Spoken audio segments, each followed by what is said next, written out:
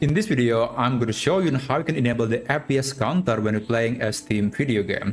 Okay, first click the Steam menu, and then go to Settings, and then navigate to In-game, and then here, make sure that this option is enabled. I'm going to click this, then close this window, and then you can play your video game. I'm going to launch this Kerbal Space Program game, and you have to open the Steam overlay by pressing the Shift and Tab key on your keyboard. I'm going to press that right now. And there you go. Now you can click this setting and then click in-game.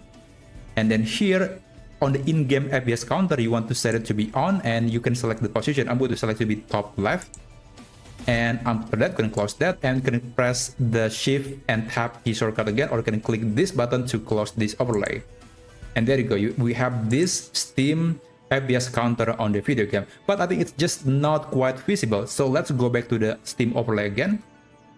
And click this button, settings, click in-game, and I'm going to enable the high contrast mode. Let's enable this option, and then you can close that, and you see a much more visible FPS counter on your Steam game, and that's basically how you can do it.